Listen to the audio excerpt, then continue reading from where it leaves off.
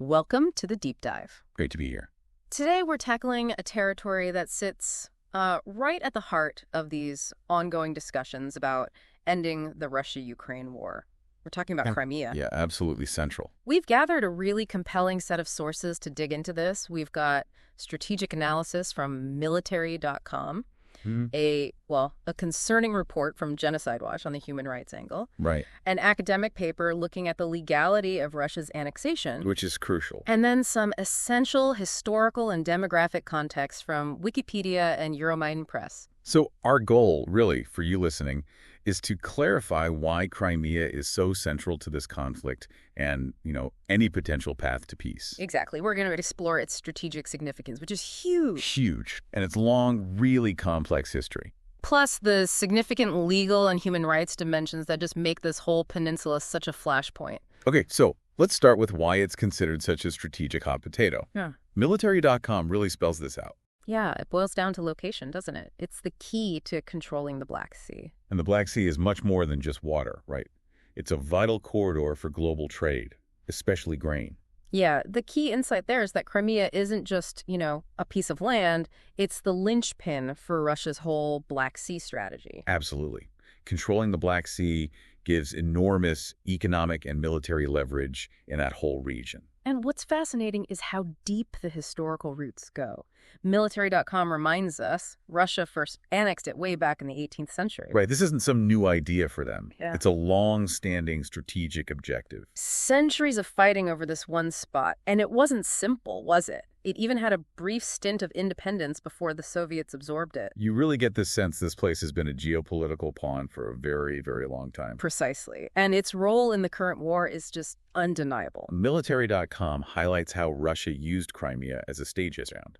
They put troops and weapons there before the full-scale invasion in 2022. Which let them grab huge parts of southern Ukraine really quickly in those first crucial weeks. Yeah, that was critical for them. And securing that land bridge to Crimea, that was a very clear goal of their so-called special military operation. Explicitly stated, connecting it to the other occupied territories in the east and south. It just underlines how central Crimea is to their thinking. Indeed. And it's not just about holding the ground.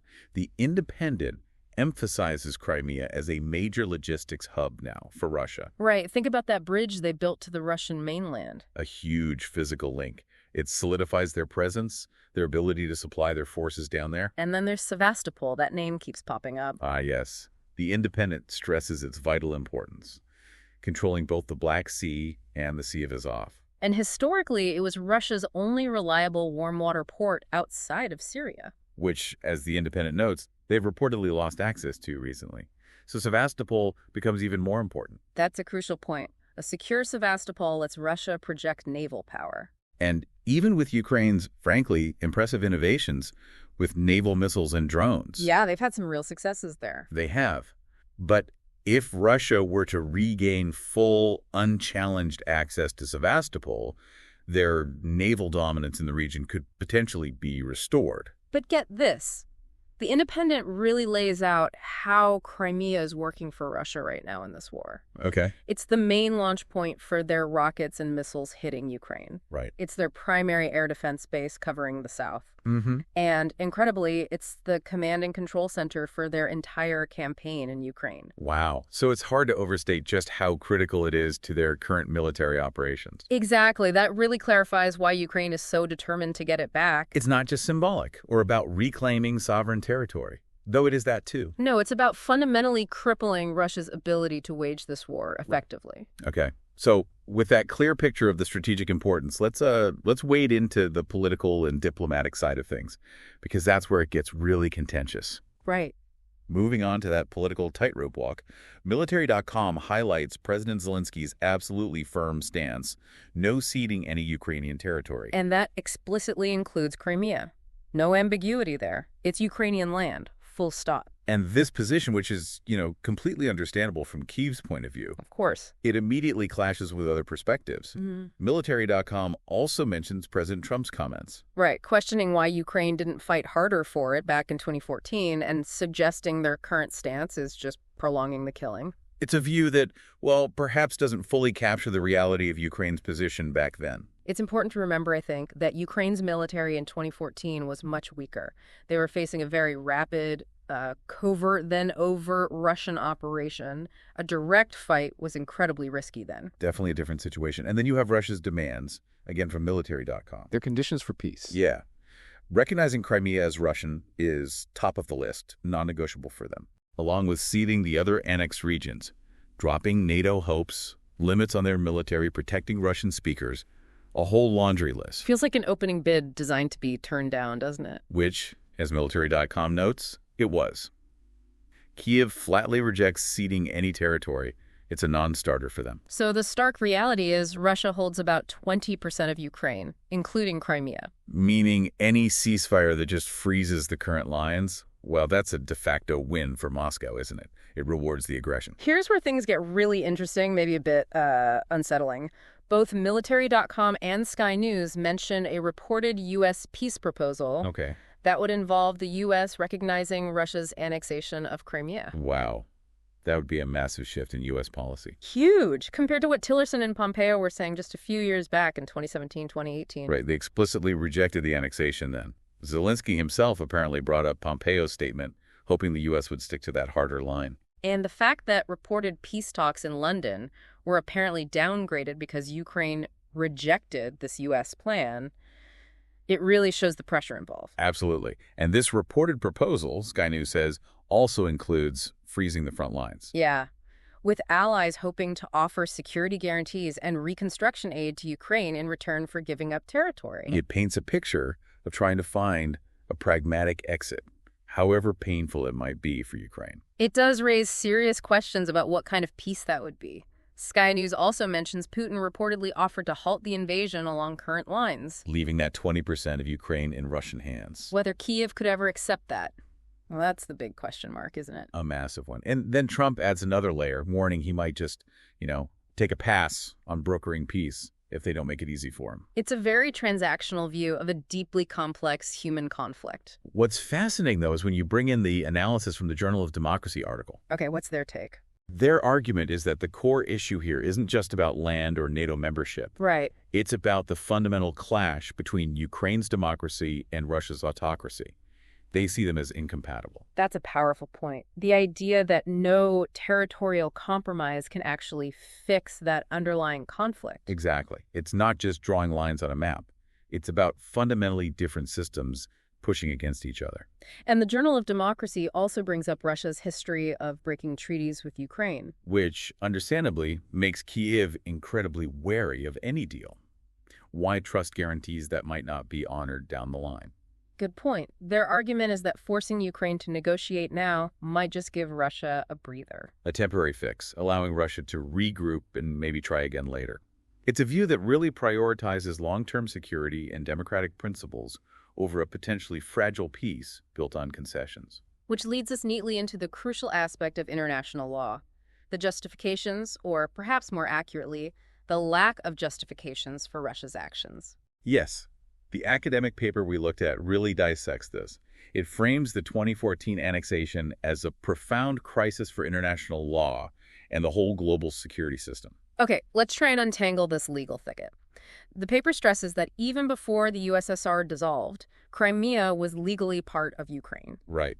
Both the Soviet Union itself and its republics, like Ukraine, were seen as sovereign subjects under international law. That seems pretty foundational. It does. And the paper points to treaties between Ukraine and Russia in the 90s that explicitly guaranteed Ukraine's territory and borders. These weren't ambiguous agreements. They were clear, legally binding commitments. And the paper highlights the stark inconsistency between Russia's current position and its own past state practice and legal thinking, which supported Crimea being part of Ukraine. It's like they're rewriting their own legal history to fit the current narrative. Exactly. So the paper digs into Russia's justifications. First, the right to self-determination. Okay, how does that hold up? It's not well, according to the paper.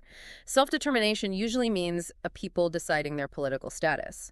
But Russian legal tradition typically saw people as the whole population of a state, not just a minority group. And crucially, it didn't generally include a right to just unilaterally secede. Right. And the paper reminds us, even in the 1991 referendum on Ukrainian independence, 54% in Crimea voted for it. And legally, under both Soviet and Ukrainian SSR constitutions, Crimea never had the right to just break away on its own. Correct. Then there's the 2014 Crimean referendum itself. The paper calls that unconstitutional under Ukrainian law. Unequivocally. And points out it happened with a Russian military backing, violating core principles like non-use of force and non-interference. Okay, what about the argument that there was a coup in Ukraine? The paper tackles that too. It says a coup is generally a matter of national law, not international law.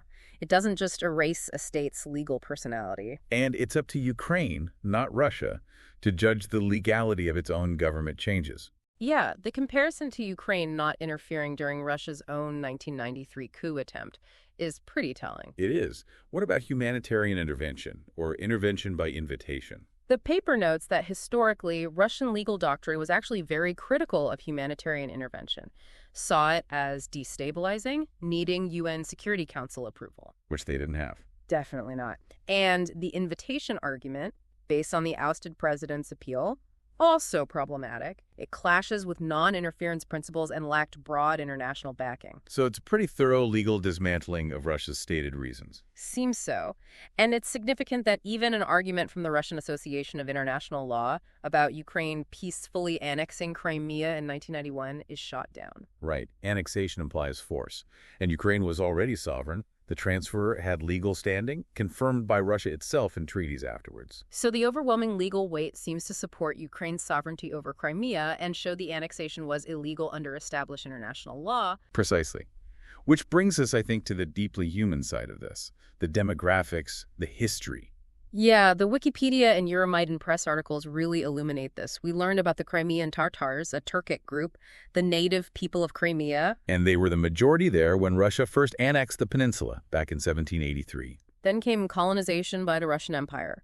Land given to Russian nobles, European settlers encouraged to move in. Which significantly changed the demographic mix over time. By the late 1800s, the Russian census showed Tatars were still the largest group, but Russians and Ukrainians were substantial minorities. But the 20th century, that brought unimaginable suffering. Most devastatingly, the 1944 deportation. Around 200,000 Crimean Tatars forced out, sent to Central Asia and Siberia, along with Greeks, Bulgarians. Just a brutal act that completely reshaped the ethnic makeup of Crimea, a massive trauma. The return only started properly after the Soviet Union fell. By the early 2000s, Tatars were about 10% of the population, maybe 15% now. But the Euromaidan press article paints a really disturbing picture of what's happened since the 2014 Russian occupation. It's described as a massive demographic shift. They estimate maybe 1 million new Russian residents have moved in. 1 million, wow. While thousands of Ukrainians have reportedly been forced out due to persecution. The article cites a figure of over 35% population replacement in just 10 years. That's staggering. It is. And then there's the conscription of locals into the Russian army, 20,000 since 2022, with hundreds punished for refusing. It highlights the level of control and pressure being exerted. And the status of the Crimean Tatars themselves. This is critical. Wikipedia notes they're recognized as an indigenous people of Ukraine by the EU, by international groups. But the current Russian administration, they only see them as a national minority. Right. They deny them status as a titular people, a status they actually held under the Soviets before the deportation. This denial fits into that long, painful history of oppression and forced emigration under both the Tsars and the Soviets. And banning the Maisleys, their representative assembly, in 2016, declaring it extremist. Another stark example of suppressing their rights and identity. So putting it all together, we have immense strategic importance. A fundamental, seemingly irreconcilable clash over its political future. A clear violation of international law in the annexation. And this deeply concerning demographic transformation hitting the indigenous Crimean Tatars particularly hard. It's just an incredibly complex, multi-layered, and deeply sensitive issue. Indeed. And this really leads us to a final thought for you, the listener, to ponder. Okay. Given this incredibly tangled history, the undeniable strategic importance for everyone involved, and the profound human cost we've discussed, can lasting peace ever be achieved without tackling Crimea's status head-on? And can it be done in a way that genuinely respects Ukraine's sovereignty? While also addressing the security concerns of all parties. And crucially, how can the rights and well-being of all the people in Crimea, especially the indigenous Tatar population with their history of trauma, be truly protected? What compromises, if any, could possibly bridge these divides that seem so vast right now? It's a question that, frankly, will likely shape the future of that entire region for decades to come.